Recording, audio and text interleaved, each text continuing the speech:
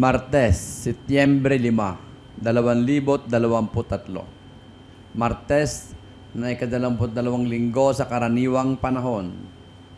Makikita ang may kapal sa kanyang lupang hinirang. Unang pagbasa. Pagbasa mula sa unang sulat ni Apostol San Pablo sa mga taga-Tesalonica.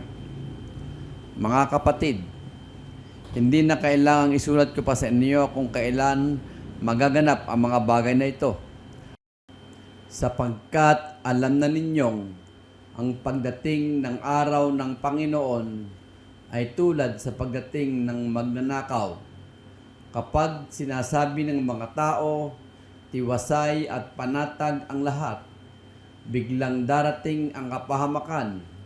Hindi sila makaiiwas sapagkat ang pagdating nito ay tulad ng pagsumpong ng pagdaramdam ng babaeng manganganak. Ngunit hindi kayo nabubuhay sa kadiliman.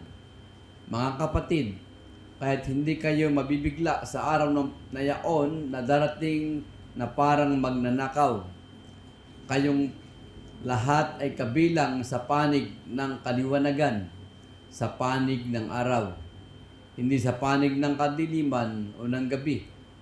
Kaya nga, kailangan tayo manatiling gising, laging handa, at malinaw ang isip, di tulad ng iba. Tinawag tayo ng Diyos, hindi upang parusahan, kundi upang iligtas sa pamamagitan ng ating Panginoong Hesukristo. Namatay siya para sa atin upang tayo mabuhay na kasama niya.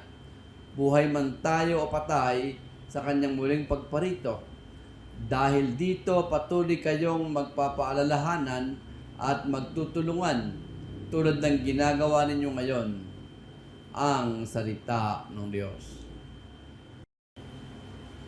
Salmong Tugunan. Makikita ang may kapal sa kanyang lupang hinirang. Tanglaw ko ang poon aking kaligtasan, kaya walang takot ako kanino man.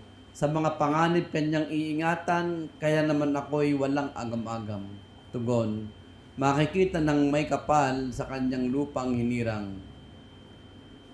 Isang bagay lamang ang aking mithiin, isang bagay itong sa poon hiniling. Ang ako'y lumagi sa banal na templo, upang kagandahan niya ay mamasdan ko, at yaong patnubay niya ay mata mo. Tugon, makikita ng may kapal ang kanyang lupang hinirang. Ako'y mananalig na bago mamatay, masasaksihan ko ang iyong kabutihan, na igagawad mo sa mga hinirang. Sa Panginoong Diyos tayo magtiwala, ating patatagin ang paniniwala. Tayo ay umasa sa kanyang kalinga. Tugon, makikita ang may kapal sa kanyang lupang hinirang. Alleluia. Alleluia, alleluia. Narito at dumating na isang dakilang propeta, sugo ng Diyos sa bayan niya. Alleluia, alleluia. Mabuting balita. Ang mabuting balita ng Panginoon ayon kay San Lucas. Noong panahong iyon, nagpunta si Jesus sa Capernaum, Galilea. Nagturo siya sa mga tao ng araw ng pamamahinga at nagtaka sila sa kanyang pagtuturo sapagkat may kapangyarihan kung siya'y magsalita. Naroon sa sinagoga ang isang lalaking inaalihan ng demonyo o isang masamang espiritu. Sumigaw siya ng malakas, "Ano ang pakialam mo sa amin, Jesus sa taga Nazaret? Naparito ka ba upang puksain kami? Alam ko kung sino ka, ikaw ang banal ng Diyos." Subalit pinagwikaan siya ni Jesus. Tumahimik ka, lumayas ka sa taong yan. At sa harapan ng lahat, ang tao'y nilugmok ng demonyo at iniwan ng hindi man lamang sinaktan.